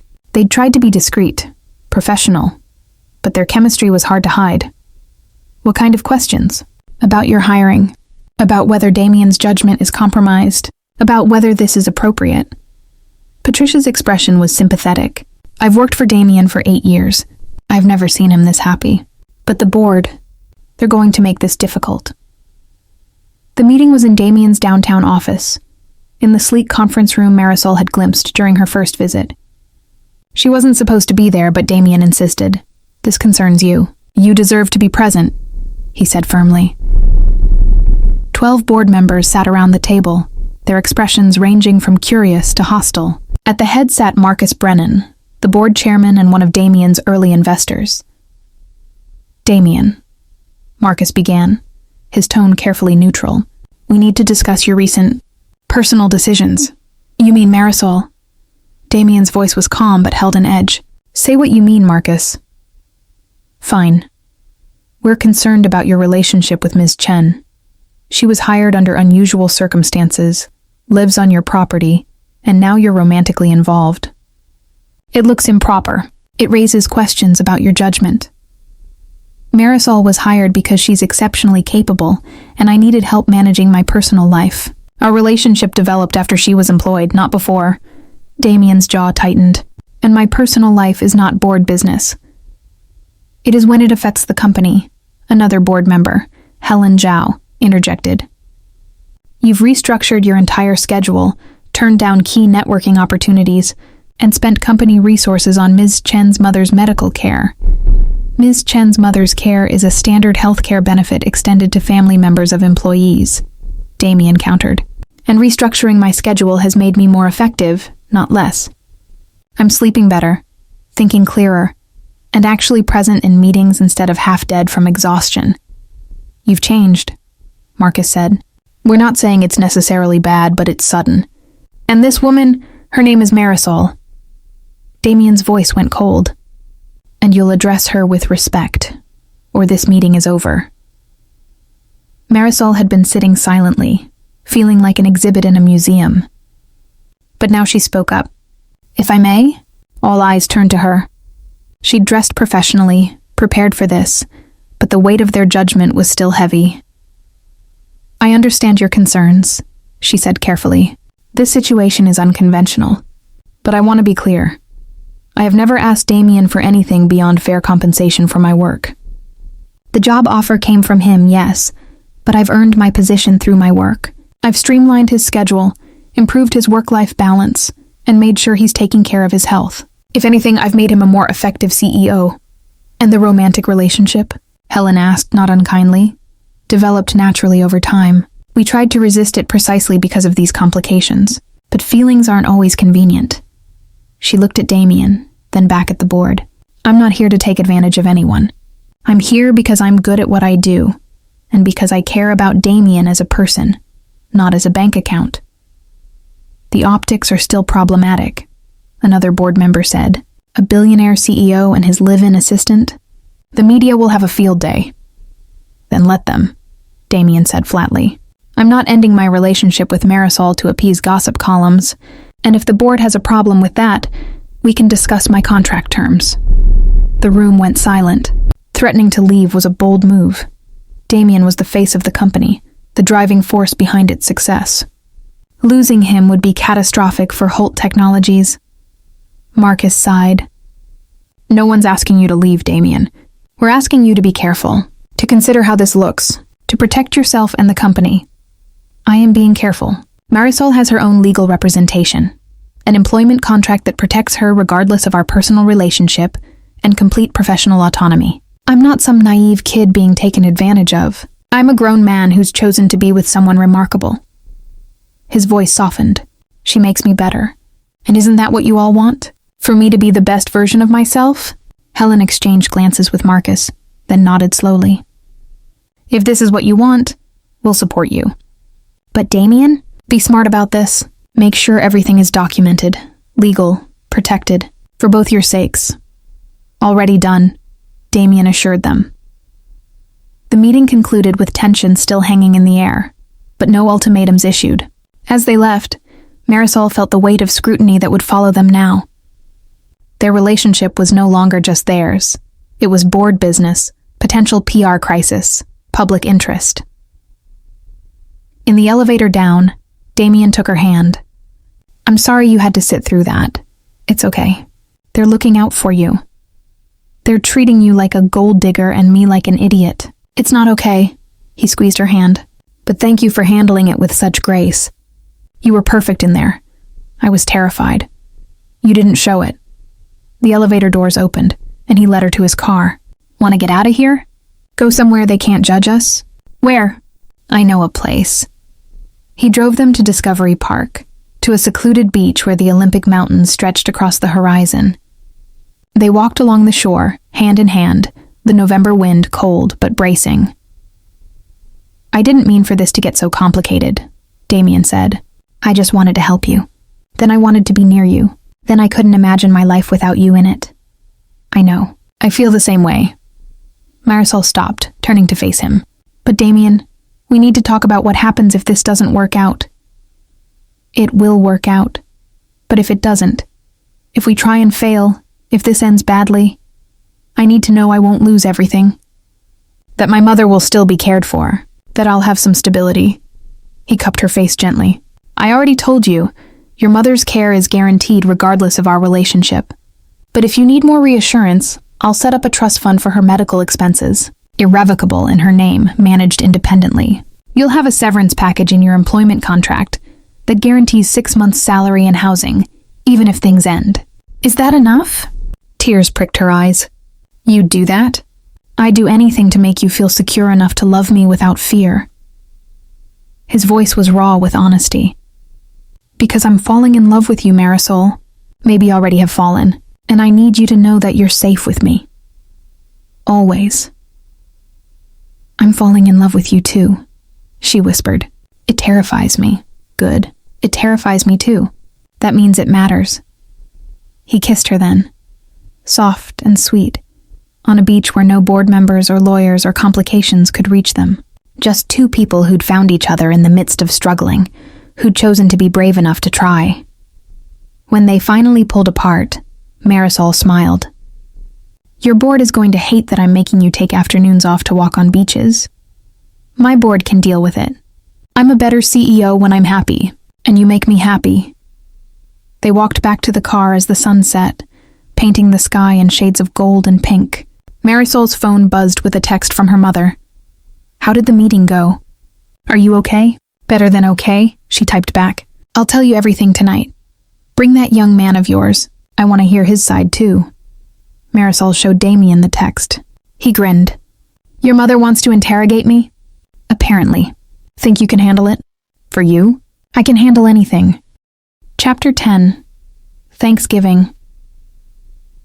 November slid into a tentative happiness that Marisol kept waiting to lose. But day after day it held. Damien was attentive without being smothering. Affectionate in private but professional in public. Careful of her boundaries while making his feelings abundantly clear. Her mother's health continued to improve.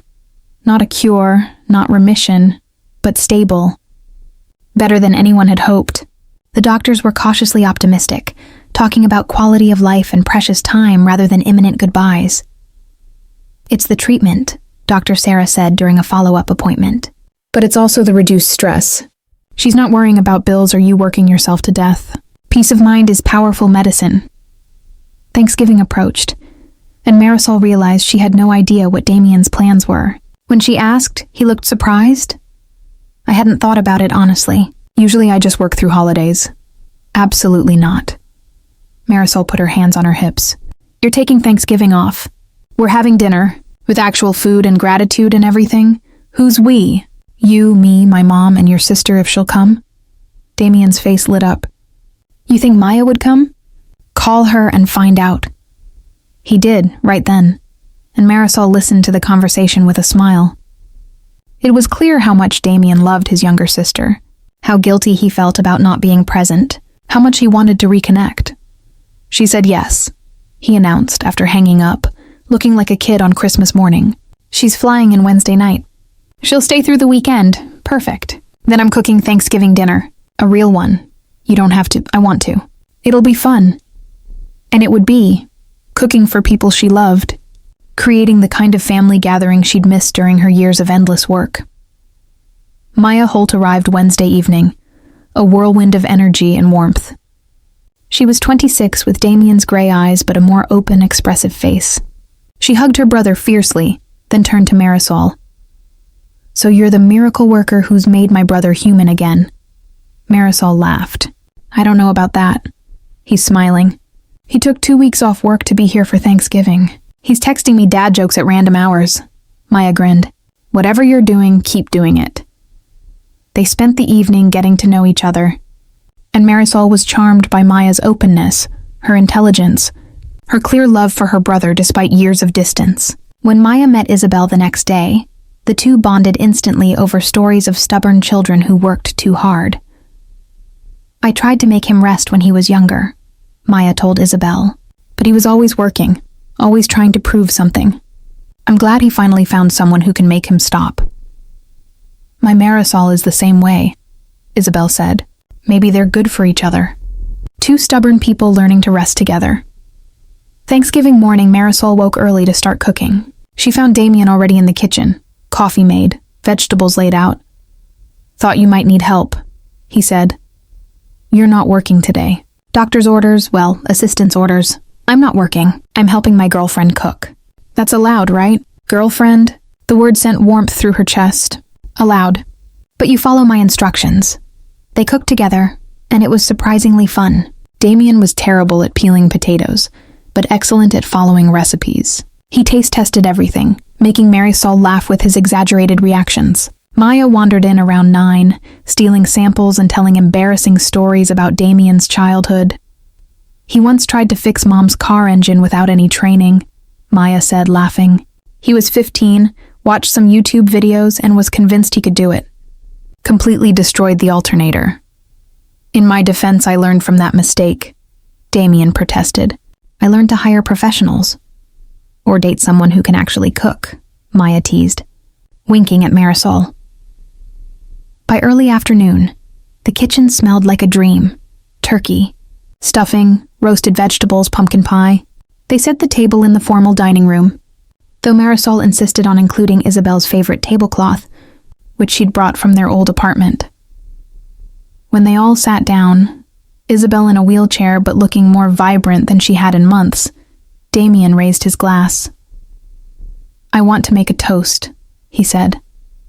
"A year ago I was alone, working myself to death, just like my mother did, convinced that success meant never stopping. I had everything money could buy and nothing that actually mattered." His eyes found Marisol's. "Then I walked into a diner and saw someone who changed everything. Marisol, you've given me back my life. You've reminded me what I'm working for. You've made me believe in connection and family and the possibility of happiness again." He turned to Isabel. "Ms. Chen, you raised an incredible woman. Thank you for fighting, for being here, for welcoming me into your lives." Then to Maya.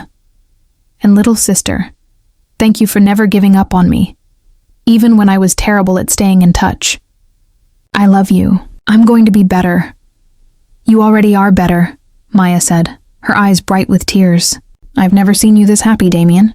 It's all I've ever wanted for you." Isabel cleared her throat. "May I say something?" When everyone nodded, she continued. "I spent years worried about what would happen to my daughter when I'm gone. Who would take care of her? Who would make sure she stopped long enough to live her own life?" She looked at Damien. "I'm not worried anymore. Not because you're rich or powerful, but because you see her. You value her. You're teaching each other how to be human again." Her voice cracked. "Whatever time I have left, I get to spend it knowing my daughter will be loved. That's all any mother wants." There wasn't a dry eye at the table. They ate with laughter and tears, sharing stories and making new memories. Damien and Maya told stories about their mother, her terrible cooking, her fierce love, her determination that they would have better lives than she did. "She would have loved you," Maya told Marisol. She always said Damien needed someone who could keep up with him intellectually, but also make him remember to eat. "You're basically her dream daughter-in-law," Marisol blushed, and Damien squeezed her hand under the table. After dinner, while Maya and Isabel dozed in front of a movie, Damien led Marisol outside to the garden.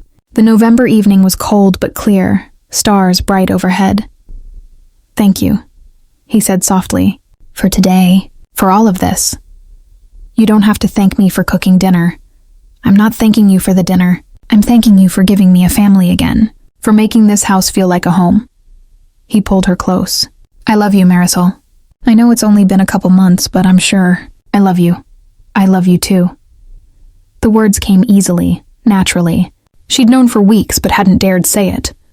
"You saved my life, Damien. You gave me my mother back. You gave me myself back. You saved mine too. We saved each other." They stood together in the garden his mother had designed, holding each other against the cold, and Marisol felt the pieces of her life finally clicking into place. This was what happiness felt like. This was what it meant to be seen, valued, loved. "What are you thinking?" Damien asked. "That a few months ago I was working 2 jobs to survive. And now?" She gestured at the beautiful home, the family inside, the man holding her. "Now I have everything I never knew I needed. Is it enough? Am I enough?" She pulled back to look at him, seeing the vulnerability in his eyes. "You're more than enough. You're everything." He kissed her, tender and deep, a promise and a celebration. When they finally went back inside, they found Maya had covered Isabel with a blanket, both women asleep on the couch. Maya smiled knowingly. "You two look happy." "We are," Damien said, keeping his arm around Marisol. "For the first time in a long time, we really are." Chapter 11. The diagnosis December brought Seattle's winter, rain and gray skies, but also holiday lights and a sense of possibility.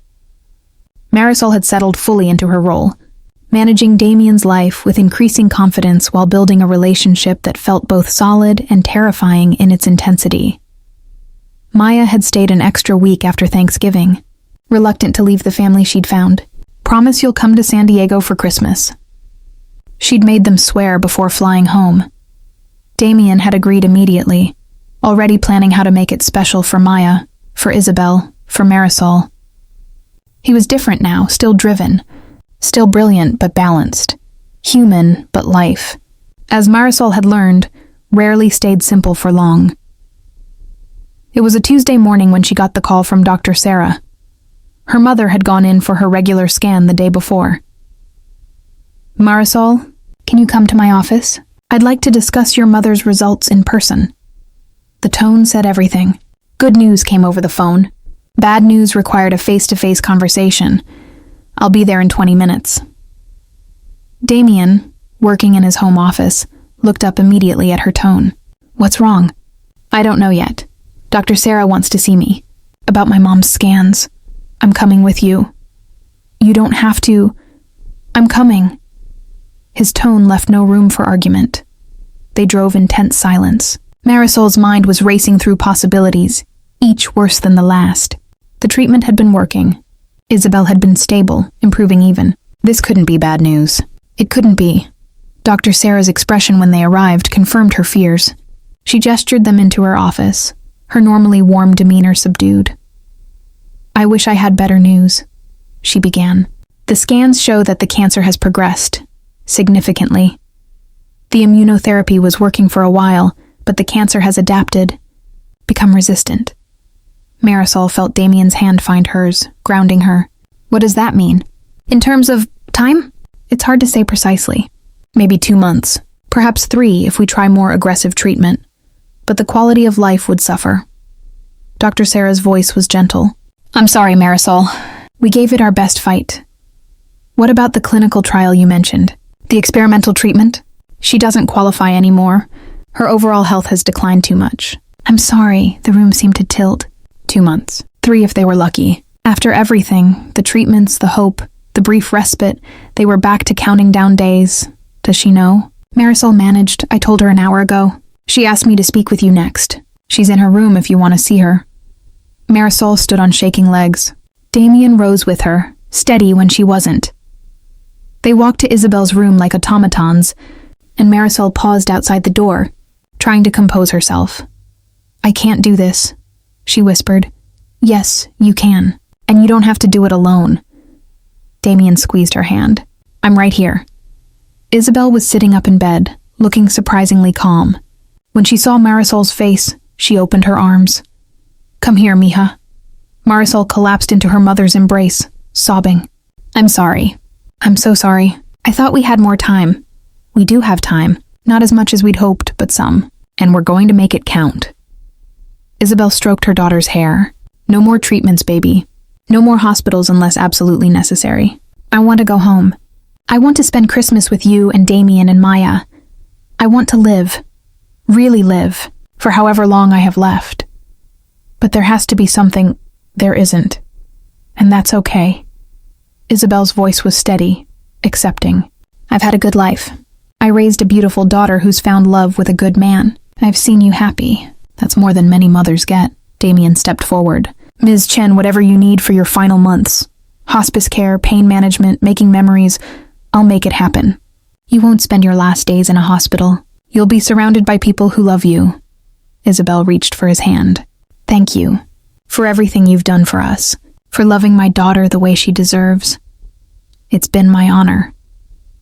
They stayed until Isabel grew tired, then returned to the house in silence.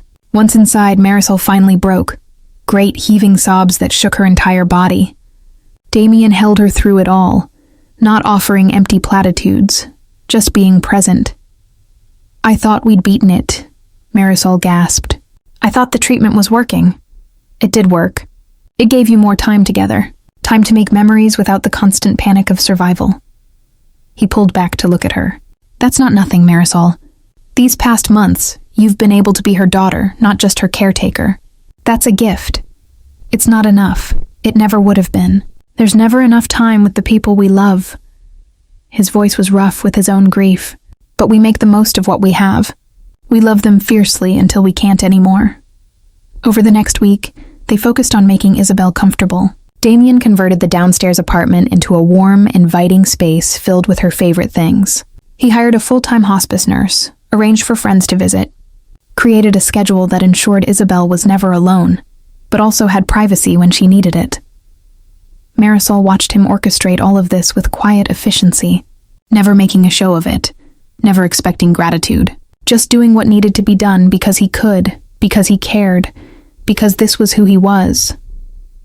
"I don't know how to do this," she told him one night, curled up together in his bed. She'd been sleeping there more often, needing his presence to keep the grief at bay. "How to watch her die. There's no right way. You just show up every day. You love her through it." He kissed her forehead. "And when it gets too hard, you let me hold you. You don't have to be strong all the time." "Neither do you." He smiled sadly. "Then we'll take turns falling apart." Christmas came with a bittersweet joy. Maya flew in, determined to make it special. They decorated Isabel's room with lights and garland, played Christmas movies, cooked traditional foods from Isabel's Filipino heritage that she'd taught Marisol to make.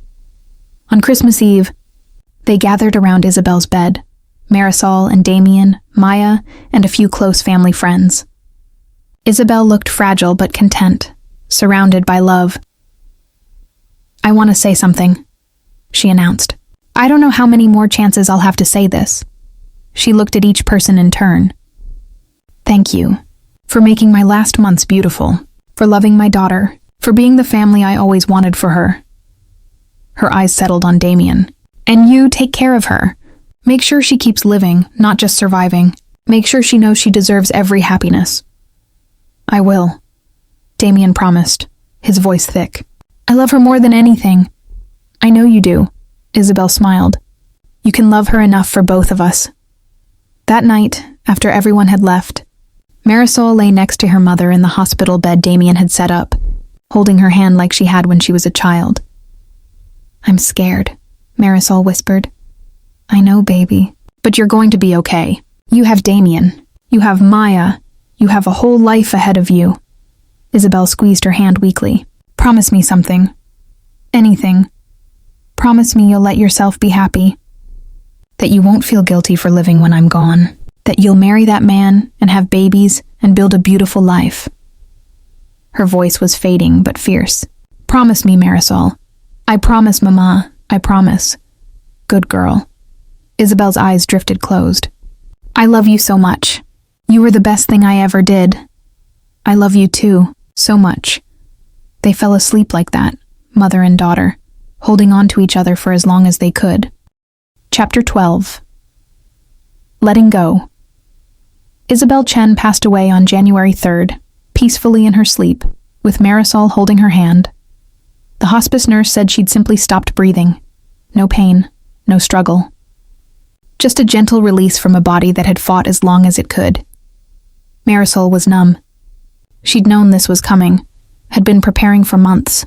But nothing could actually prepare you for the moment your mother stopped existing in the world. Damien found her still sitting beside Isabel's body 2 hours later, holding her mother's cooling hand, unable to let go. "Marisol," he said softly, "Sweetheart, the hospice team we need to let them do their job. I'm not ready. I know, but she's not here anymore. She's gone somewhere you can't follow yet."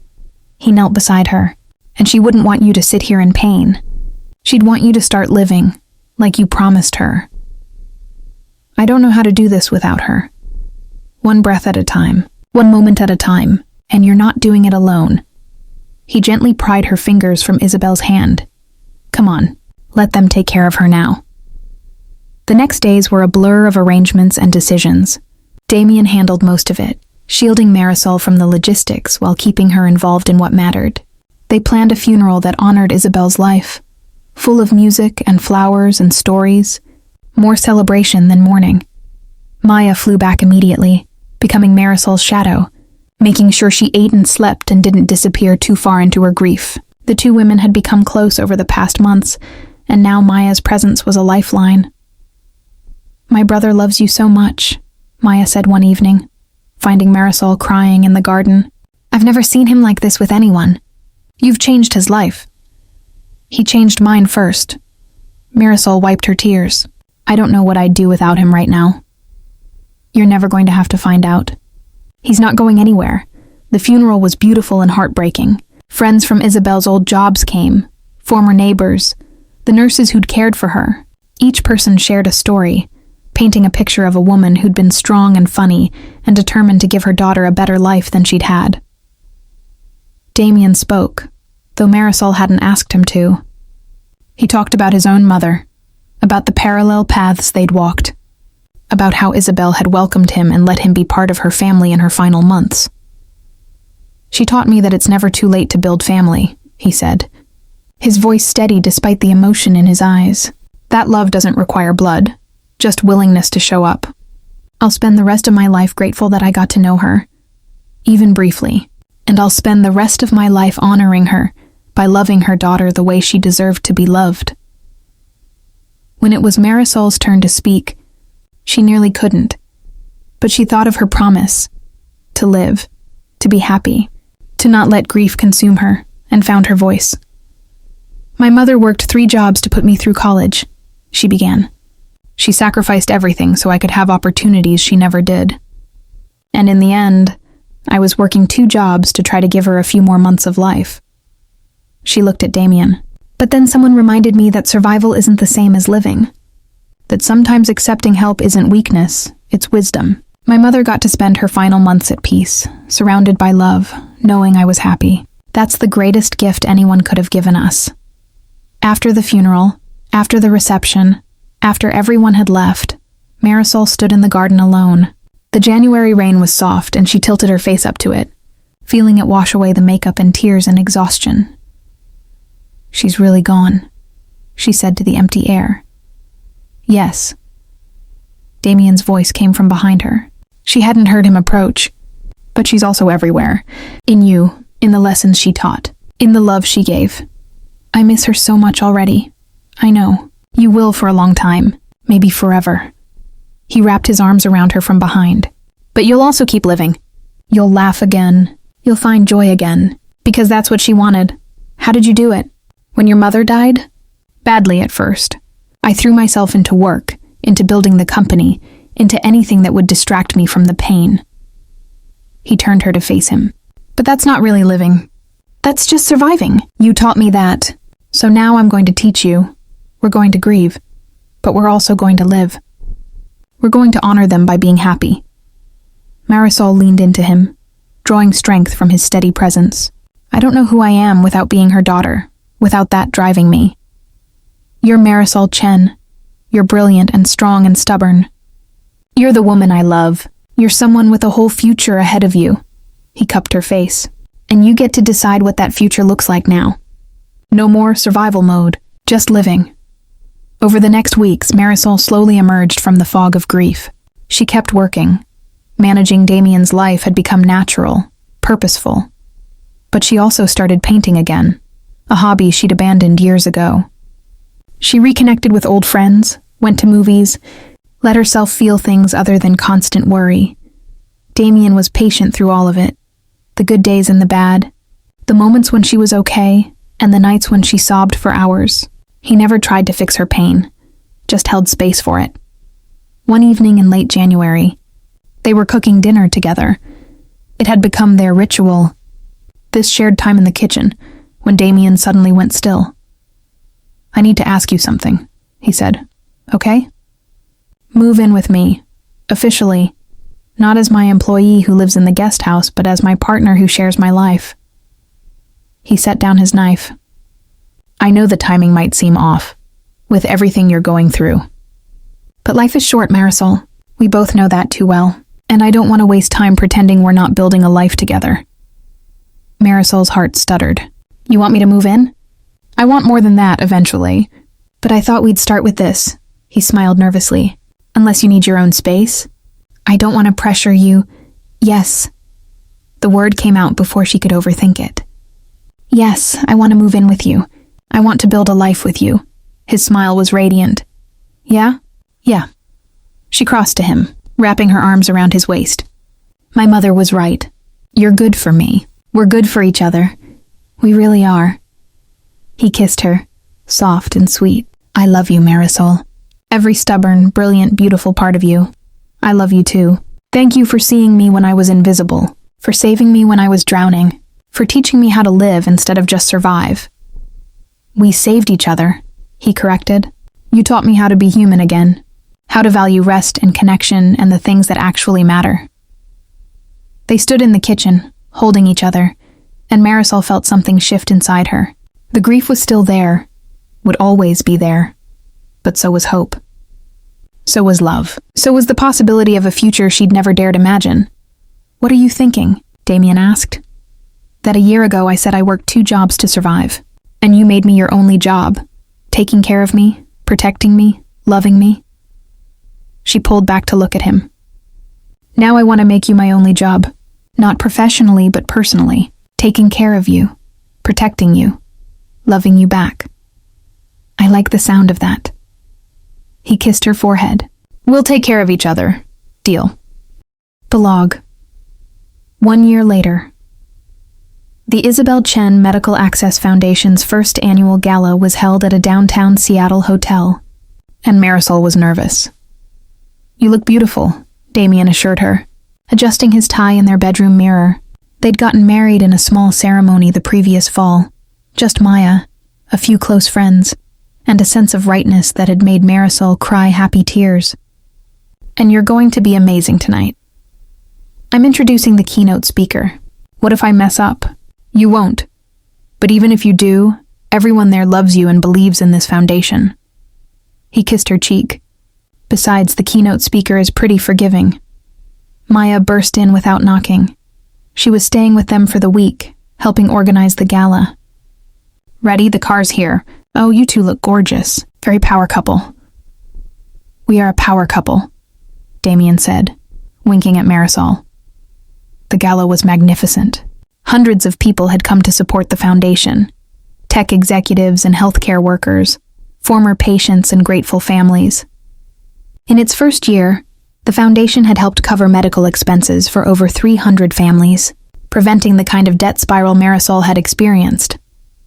When it was time for her speech, Marisol took the stage, her hand instinctively touching the delicate necklace Damien had given her on their wedding day, a small pendant with her mother's initials. "Good evening," she began, her voice steady. "A year and a half ago, I was working 2 jobs, drowning in medical debt, watching my mother die while I slowly killed myself trying to save her. I was invisible, just another exhausted person the world walked past." She found Damien in the audience, his eyes locked on hers, his belief in her radiating across the room. But someone saw me. Someone refused to let me drown, and he didn't just throw money at the problem. He saw me as a human being who deserved rest, dignity, and support. She smiled. "My husband, Damien Holt, likes to say I saved him. But the truth is we saved each other, and now, through this foundation, we're working to save others." The applause was thunderous. Marisol introduced Dr. Sarah as the keynote speaker, then returned to her seat next to Damien, who immediately took her hand. "Perfect," he whispered. "You were perfect." "We're perfect," she corrected. After the gala, after the speeches and donations and networking, they returned home exhausted but fulfilled. Maya had stayed at the after-party, so they had the house to themselves. "Successful night," Damien said, collapsing onto the couch. "Very." Marisol curled up beside him. "We raised over $2 million. Your mother would be so proud. Both our mothers would be." They sat in comfortable silence, the weight of the evening settling over them. Finally, Marisol spoke. "I have something to tell you." Damien turned to face her fully, his expression curious. "Okay? Remember how we talked about wanting kids? Eventually?" His eyes widened. "Marisol, are you pregnant?" "About 8 weeks." She smiled nervously. "I found out last week but wanted to wait until after the gala to tell you." "Surprise?" For a moment, Damien was completely still. Then he laughed, a sound of pure joy, and pulled her into his arms. "A baby? We're having a baby?" "We're having a baby." Marisol laughed too, relief flooding through her. "Are you happy? Happy?" He pulled back to cup her face. "I'm everything. Terrified and thrilled and grateful and overwhelmed." He kissed her deeply. "We're having a baby. We're going to be parents. Good parents. Present parents. The kind our mothers wanted us to have. The best parents." He moved his hand to her still flat stomach. "Hi, baby. I'm your dad. I can't wait to meet you." Marisol covered his hand with hers. "They're going to be so loved. So supported. Everything we didn't have." Everything we're going to give them. Damien's voice was thick with emotion. Thank you. For this. For everything. For building this life with me. Thank you for seeing me when I was invisible. For making me your job. For loving me enough to teach me how to live. They held each other in the quiet house. Two people who'd found each other in the midst of drowning. Who'd built something beautiful from shared pain. Who were now creating new life together. I love you, Damien said, more than I knew it was possible to love someone. I love you too. Always. Outside, in the garden Elena Holt had designed and never seen, roses bloomed under the spring moon. And somewhere maybe two mothers who'd sacrificed everything looked down on the children they'd raised and smiled. Their struggles hadn't been in vain. Their love had created this. Two people who'd learned to save each other, who were building the kind of life those mothers had dreamed of, who would pass on that legacy of strength and love to the next generation. And in the end, that was everything.